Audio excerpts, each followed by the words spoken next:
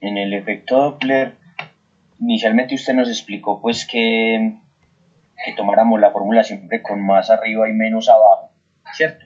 Ajá. Y que el signo lo definía el observador, que si se acercaba era positivo o si se alejaba era negativo, ¿cierto? Ajá. Entonces, en el taller hay un punto donde dice que la fuente y el observador van hacia la misma dirección, ¿cierto? Ajá. Pero que la fuente va con una velocidad de 60 y el observador una velocidad de 20. Sí. Entonces, ahí viene como la pequeña duda. En vista de que el observador trata de acercarse y la fuente se va a alejar aún mucho más porque a una velocidad mayor, Ajá. se asume, profe,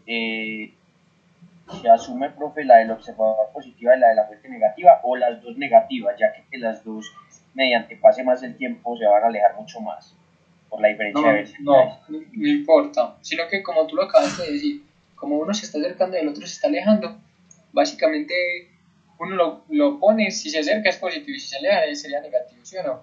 Entonces en el que sería negativo lo que va a pasar es que como esa velocidad es más grande, la frecuencia debe disminuir, ¿sí?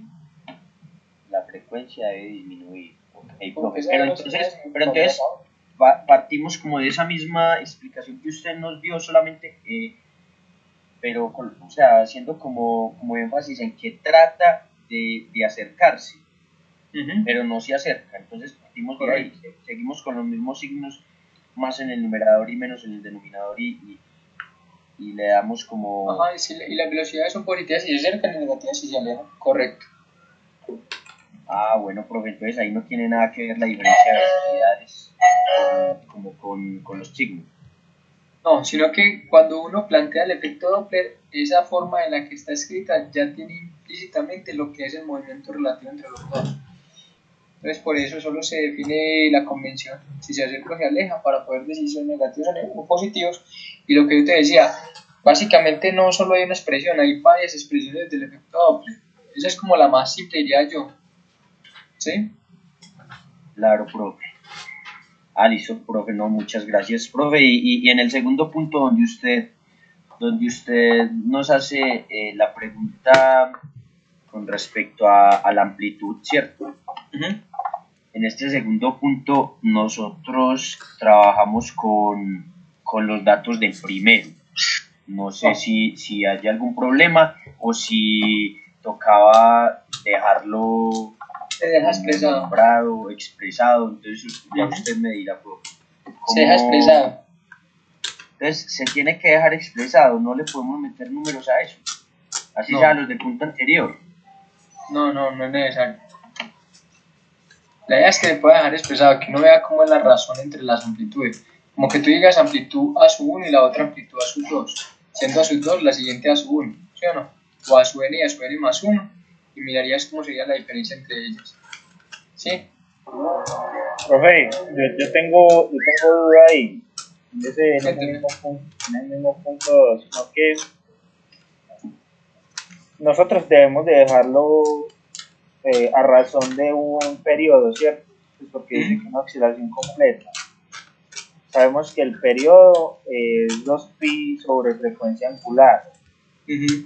Pero al ser, digamos, el movimiento ya está en un medio, esa frecuencia angular se me vuelve la W asterisco. O sea, porque está afectada por un medio. Sí, claro, esa W sería W asterisco. Entonces sería 2pi sobre asterisco. Pero la pregunta es, si es necesario expresarlo en términos de W asterisco, si no se sabe quién es el W existente. ¿Me hago entender? ¿O sería suficiente expresarlo en términos del periodo? En términos de observación. Ah, ok, dejarlo en términos de periodo, T. Eso, como si fuera un tau, digamos que sea tau el periodo del sistema levemente amortiguado. Sí es claro, o si ya tú lo quieres ver así, expresando el periodo en términos de W asterisco como 2. W asterisco, no hay ningún problema, se puede. No hay problema, porque se simplifica pues por allá un 2, pues por eso lo vi por ese lado. Por allá Que como no se dice en ningún momento cuánto vale el W asterisco, sino que se dice que el tiempo que ha pasado es un periodo, entonces se puede determinar de esa manera. Ah, ok, pero no está malo pues si lo dejamos así con W asterisco. No, no estaría mal. Profe, y en mi caso que se dejó con el W normal. No puede estar. Ah, pero expresaste el W asterisco como raíz de W cuadrado menos gamma 2. Sí. Profe, pues Listo. yo el W asterisco lo dejé así mencionado, pues nombrado W asterisco, o lo pasamos a W asterisco es igual a la raíz cuadrada de Sino que la idea es que no pueda expresar la solución en términos de cosas conocidas. ¿Sí me hago entender? Si tú me lo expresas ya en términos del gamma, en términos del W, no conocemos ninguno de los dos. Sabemos que son parámetros del sistema y que estarían definidos. Cuando tú lo dices en términos del periodo, siendo el periodo tau por inicio o 2pi sobre W asterisco, ya de una vez se está definiendo que es un valor constante. ¿Sí me hago entender? O sea, no sería necesario que lo expresen en términos de otros elementos que todavía no se conocen. ¿Sí? ¿Sí es claro? No, profe, pues porque ese Profe. nivel Otra vez. no podemos nadar. Claro. ¿Cómo? No, Sí, ¿cuál es la pregunta?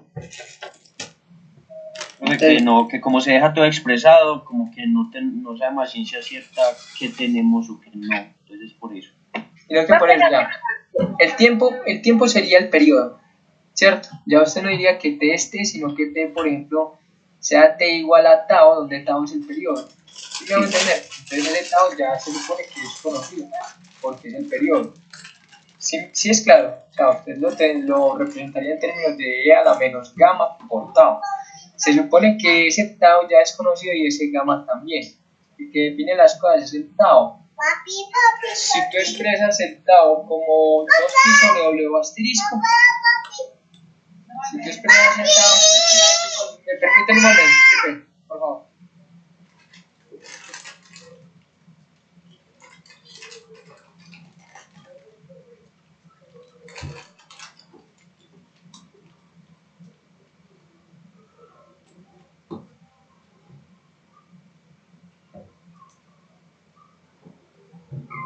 Entonces, sí, con lo que les decía, qué pena con ustedes. Entonces, si usted me expresa la solución en términos de, no puede expresármela en términos de t porque t es el tiempo. La tendría que esperar diciendo que t sea una cosa que ya es conocida. Por ejemplo, usted la nombra de cualquier manera. Por eso yo les digo, si decimos que t sea igual a tau, y tau es el periodo del sistema, entonces ya todo quedaría en términos de tau. ¿Sí me hago entender? O sea, no tendría ni siquiera que expresar tau de ninguna otra forma. Ya siendo eso es suficiente. Ya que si usted quiere, que es que tau es 2pi sobre W asterisco, entonces sirve, sí.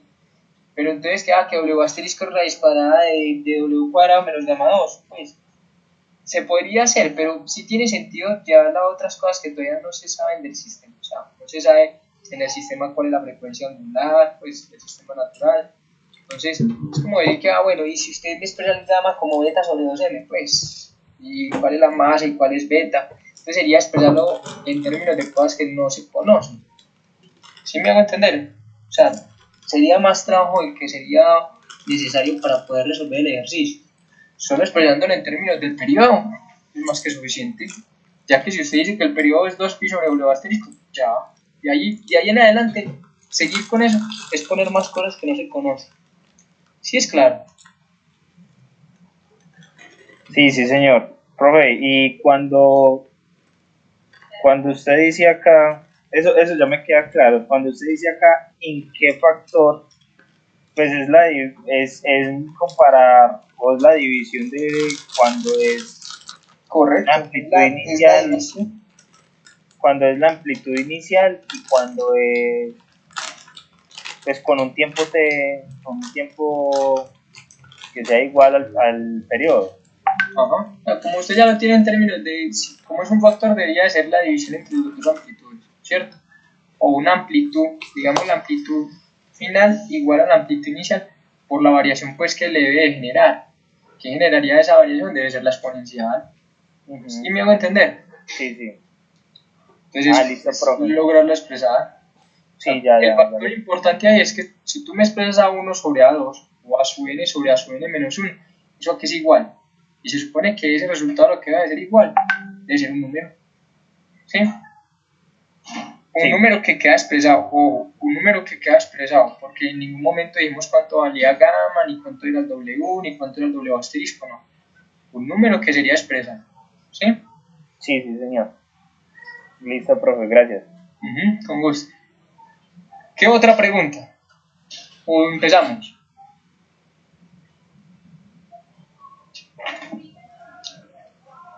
Profe, Dime. ¿cierto que con que un solo participante pues suba el trabajo está bien? Sí, claro. Recuerden que habíamos quedado que eran parejas y ya con que sea uno ya es suficiente. Listo, profe, gracias. Listo. ¿Qué otra pregunta? ¿Ninguna? Bueno, entonces ahora sí, chicos, vamos a... Yo. Lina, cuéntame. Profe, es que, no sé, es que tenía un planteamiento del primer punto y me puse a mirar unas cosas en el cuaderno y se me devolvió el planteamiento. Una pregunta. Usted sabe que ahí dice que se comprime el resorte 6 centímetros, ¿cierto? Esa amplitud para hacer en la posición, o sea, para igualar X diciendo que es la amplitud, la tomo negativa para poder hallar... Recuerda dos cosas. Uno no tiene amplitudes negativas. No, es la posición, o sea, perfecto. la posición. Si tú dices que esa es la posición inicial, sí, si el marco de referencia tú lo planteaste hacia abajo, como normalmente nosotros lo hacemos, sí, ese que sea una compresión sería una posición inicial negativa. Entonces ese X sería igual a menos 6, ¿cierto? Menos 6 centímetros. ¿Sí? Lo otro es, en el ejercicio se dice que se suelta o dice que se lanza. Se suelta, profe. Se suelta, listo. Entonces mira que el hecho de que tenga ese se suelta, eso va a permitir que sepas qué va a suceder con lo que es la fase inicial en el sistema. ¿Sí? Recuerda que cuando tú me expresas la ecuación de posición del movimiento armónico simple, el valor de la amplitud es positivo. Sí. Va a tener el signo, que es la fase. Exacto, sino que, por decir, si yo planteo normalmente el sistema de referencia hacia abajo, entonces la posición me quedaría menos 6, ¿cierto? Sí. Entonces el phi me cambia, pues el phi no sería igual si yo lo asumo que si el sistema hacia arriba positivo. ¿Sí me entienden? ¿Sí me hago entender? Si usted pone el sistema hacia arriba positivo. Exacto. O sea, si yo digo que X, la posición inicial es positiva, o sea, 6, el phi me cambiaría porque los cosenos, el seno y el según el marco de referencia. Pero mira que el objeto está moviéndose hacia abajo, ¿sí o no? Ajá. Lo importante es que recuerda que aunque uno tiene las condiciones iniciales, tiene que saber que uno plantea el sistema en posición general. Y en posición general, ¿hacia dónde va la partícula? Hacia abajo. Exacto. Entonces mira que la velocidad debería tender a ser negativa. O sea, cuando tú escribas bien la ecuación, debes de cumplir con eso. O sea, que se mantenga según el marco de referencia. ¿Sí me hago entender? O sea, yo creo que sí. Y cuando nosotros la colocamos hacia abajo, mira que en el momento en que ella se estaba moviendo, nosotros habíamos dicho que la partícula ya había pasado a la posición de equilibrio y iba hacia abajo, pero todavía no ha llegado a la amplitud. Entonces, como le tomamos una instantánea en ese trayecto, la velocidad ahí en ese caso sería positiva y por eso empieza uno a generar lo que sería el sistema de ecuaciones. ¿Sí es claro? Ya, puedes poner el marco de referencia como quieras. ¿Qué es lo que tienes que tener en cuenta? Ojo, recuerda que cuando usted plantea sumatoria de fuerzas igual a masa por aceleración, la pregunta es, ¿ahí la aceleración es positiva o es negativa? ¿Sí es claro? Sí. Eso es lo que tienes que manejar y tener claro. Ok. Listo, profe. Era eso porque es que sí hay como una diferencia ahí en como uno plantea eso, porque entonces se cambia entre pi, y si no da 2pi y así. Entonces era como... Sí, claro. Por eso lo que yo les decía, si nosotros ubicamos el eje, normalmente como lo hemos hecho, la posición te cambiaría a ser, la posición inicial te cambiaría a ser negativa, ¿cierto? Y ese signo menos va a estar influenciado en la fase. Exacto. Cuando tú lo escribas en términos de la ecuación, lo más probable es que es como si se hubiera soltado, que la fase, que la amplitud sean 6 centímetros, pero que la fase no sea 0, que si fuera 0 es donde, si la partícula no hubiera comprimido, sino que hubiera tensionado el resorte. ¿Sí me voy a entender? Sí. O sea que por decir, como al decir que está comprimido, la fase, pero cambiaría en sentido negativo. Puedes jugar con una fase negativa o con un valor positivo de la fase. Lo que sí importa es el valor de la fase. Lo interesante es que ella misma te lo da. O sea, cuando estás sacando las ecuaciones y las condiciones iniciales, tú tendrías que buscar cuál debe ser ese valor para que te cumpla con las condiciones. ¿Sí me hago entender? Ah, bueno. Podría decir, bueno, ¿la fase cuánto puede ser? ¿Más pi o menos pi? ¿Sí? Ajá. Sí. Pero la pregunta es, si tú la evalúas en la condición inicial con t igual a 0, entonces te quedaría o un coseno de menos pi o un coseno de pi, ¿cierto? Sí. Entonces, la cosa es que si es en coseno, pues uno dice, pero es que una función par, entonces no tendría problema. Pero eso es para la posición. ¿Qué pasaría con la velocidad? Con la velocidad en seno de menos pi, uno dice, pero es que eso es 0. Entonces mira que ahí habría ahí hay algo que hay que tener claro, ojo, porque ahí si no lo tenemos, si no visualizamos bien, nos quedaría que hay un valor que no se está manejando con la posición o con la velocidad del sistema. ¿Sí me hago entender? Más o menos. Más o menos. Entonces, a ver cómo te lo digo de una manera más sencilla. Recuerda que el corrimiento de la fase, si tú pones el eje hacia abajo, ¿cierto? Imagínate que el movimiento de la partícula es el movimiento de la función coseno. ¿Vamos bien? Ajá.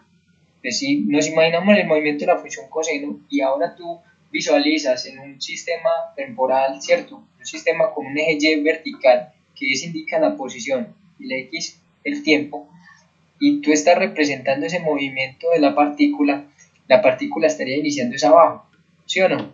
Sí. Entonces ella inicia abajo, pasa por la posición de equilibrio y continúa. ¿Qué diferencia tiene eso de la función coseno? Va a tener una diferencia de fase de pi. ¿Cuánto? Estaría arriba. Sí, pero ojo, o sea, si tú la función coseno, que es lo que yo te estoy diciendo, la función coseno normalmente empieza en ¿dónde? En 0, va a ser positiva, va a ser el valor máximo. Pero para la gráfica tuya no empieza en el valor máximo, sino en el valor mínimo. Por eso hay una diferencia de fase de pi. ¿Cuánto? Recuerda que si yo corro mi eje hacia la derecha, es como si yo restara el valor de la fase. Entonces es menos pi. ¿Sí me hago entender? Sí. O sea, la fase Para empezar en el máximo. Exacto. O sea, la fase no te daría más. Y no te debería dar. Pues, la idea es saber con cuál es, si es más o es menos. Pero eso lo encuentras pues cuando estás trabajando con ello.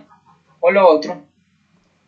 Recuerda que cuando tú estás jugando con ello, la fase, cuando uno juega y trata de hallar el ángulo, mira que el ángulo se obtiene como si fuera la tangente del ángulo. ¿Recuerdas un vector? Es que hago la aclaración. Cuando uno jugaba con la dirección de un vector, es como si fuera la fase acá. ¿Con quién se hallaba la dirección? Uno lo puede hallar con la tangente. ¿Qué era lo que pasaba?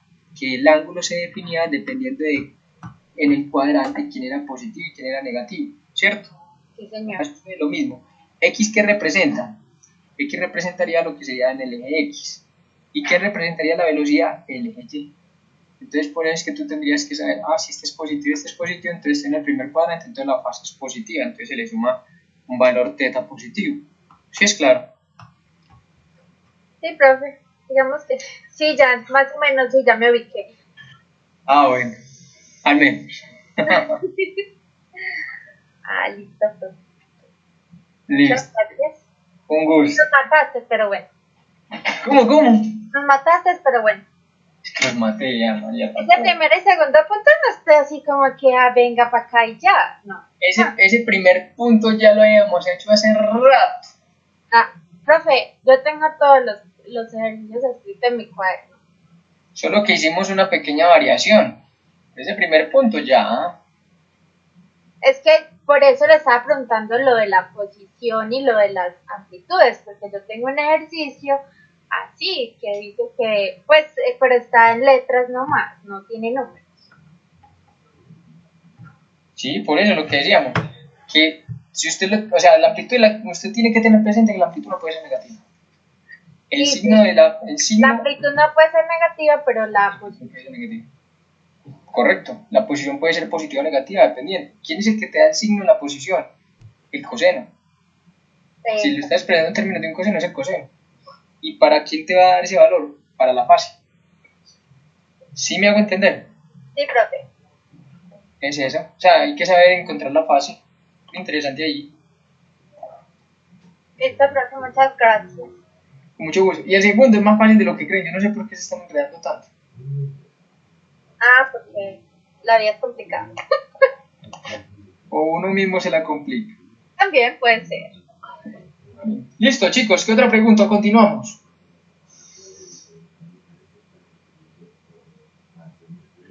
Bueno, continuemos entonces con esto de magnetismo. ¿Sí?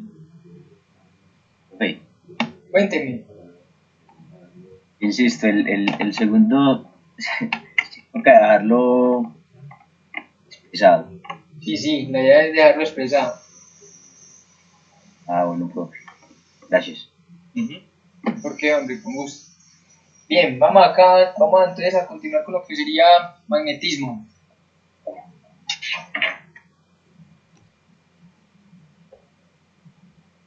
Pues continuemos por acá.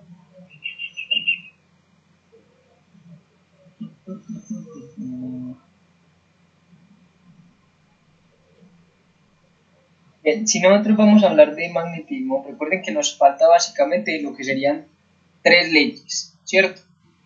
La primera que vamos a continuar, o sea, nosotros ya trabajamos lo que era la ley de Biot-Savart, la ley de Ampère, ¿sí o no? Que son los análogos a lo que es la ley de Coulomb y la ley de Gauss, ¿sí? Respectivamente, por decirlo de esa manera. Pero yo les decía, en el magnetismo también hay una ley de Gauss y hay dos leyes además que son fundamentales. Una de ellas es la ley de inducción de Faraday. La otra es digamos, una modificación que le hizo Maxwell a la ley de Ampère. Y ahí es donde vamos a llegar a lo que se conocen como las ecuaciones de Maxwell. Antes de discutir eso, vamos a entrar aquí rápidamente con lo que sería la ley de Gauss, ¿sí? Entonces, ojo, ley de Gauss en el magnetismo. Bien, ley de Gauss. Esta es muy fácil. En el magnetismo. Hago esa aclaración. Nosotros ya sabemos que cuando hablamos de la ley de Gauss, Gauss lo que buscaba era sumar el número de líneas de campo que atravesan una superficie, ¿cierto? Entonces pensemos que usted tiene acá un sistema, ojo, que este sistema genera un campo magnético, ¿cierto? Podría ser un imán o podría ser una corriente, podría ser cualquier cosa, pero ella genera un campo magnético. ¿Qué sabemos nosotros de las líneas de campo? Que las líneas de campo salen del terminal negativo y vienen al positivo, ¿cierto? Salen del terminal negativo y vienen al positivo, salen del terminal negativo y vienen al positivo, salen del terminal negativo y vienen al positivo. ¿Vamos bien hasta ahí, sí o no? Chicos. Sí, señor, vamos bien. Perfecto. Entonces, la pregunta aquí sería, bueno, ¿y cómo hace usted para sumar las líneas de campo? Entonces, lo que uno haría, ¿qué dice Gauss? Coja una superficie cerrada o no. Entonces, voy para eso. Yo les he dicho a ustedes que la gaussiana es la que debe ser fundamental a la hora de hallar las cosas. Pero voy a tomar aquí cualquier superficie. Supongamos que yo tomo esta superficie de acá, ¿cierto? Esa superficie cerrada que usted visualiza ahí, ¿qué información le da sobre el flujo? Que es lo que nos interesa. ¿Bien? ¿Sí? O sea, si esta es mi superficie, digamos que yo estoy poniendo una superficie cualquiera, ¿qué es lo que me decía la ley de Gauss? Que el flujo a través de una superficie cerrada, ojo, cuando hablábamos de ley de Gauss en electricidad, era el flujo del campo eléctrico. En este caso ya es el flujo del campo magnético. ¿Sí o no? Y el flujo era el producto escalar. Miren que la integral cerrada, porque es el número de líneas de campo, es el flujo, o es el conjunto de líneas de campo que atraviesan una superficie cerrada. Aquí usted qué encuentra, ¿qué información le da o qué le dice? Yo veo si entendemos la ley de Gauss, o si entendemos lo que pasa ahí. ¿Cuánto es el flujo?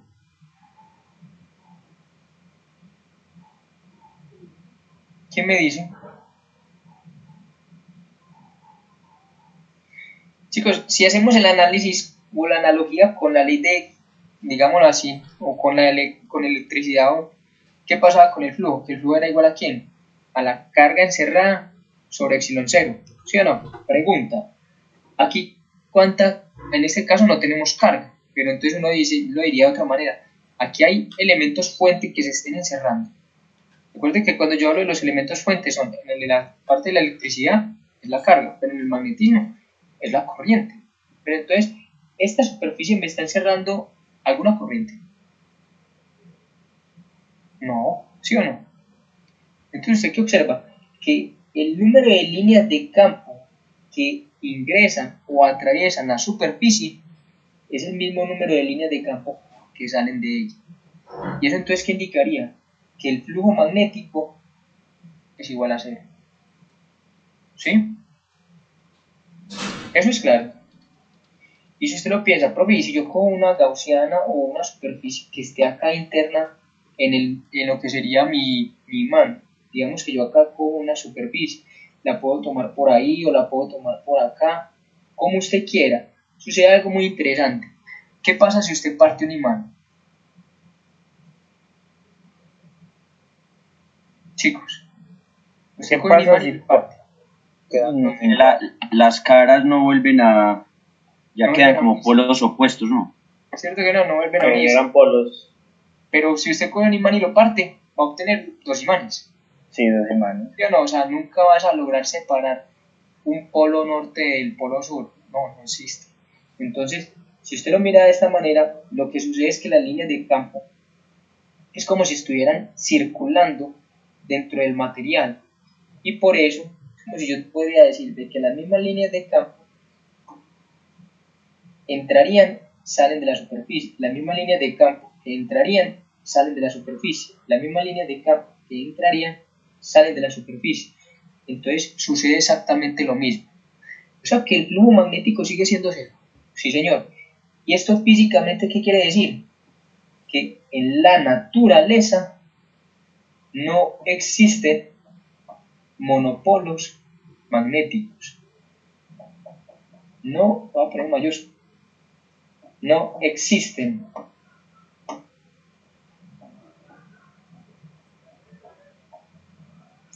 monopolos magnéticos. Pues yo les decía, la ley de Gauss acá es muy simple, porque básicamente le da digamos así, una conclusión de lo que sucede. Bien. Entonces está la ley de Gauss. Sí, fácil, ¿cierto? ¿Me hago entender? Chicos, Sí, profe. Sí, perfecto. entonces ahí se aplicaría que ese beta sería igual a gamma sobre 12 o algo más o menos parecido. Pues ahí como en No. O que este beta de acá es el campo magnético. O sea, cuando nosotros hablamos del flujo, recuerda que este está representando las líneas de campo. En este caso, como es flujo magnético, yo sería beta.EA. ¿Por qué integral cerrada? Porque es a través de una superficie cerrada. Recuerda que eso es lo que nos dice la ley de Gauss. La integral del flujo a través de una superficie cerrada. ¿Por qué hago esa aclaración? Porque cuando hablemos de la ley de inducción de Faraday, hablamos de flujo, sí, pero no a través de una superficie cerrada. ¿Me hago entender? que seguir, profe, que seguir. Muy bien, hombre. Pero listo, ya creo que entendimos esta primera parte, que eso es el flujo. Bien, el flujo a través de una superficie cerrada, ley de Gauss. Entonces, el magnetismo, el flujo o la ley de Gauss me va a dar cero. Perfecto. Como les decía, hay otra de las leyes. Esta sí es más interesante. En esta solo voy a darles la idea. Nos quedan menos de 4 minutos, solo voy a dar la idea y voy a dejar que ustedes lo consulten. ¿Listo?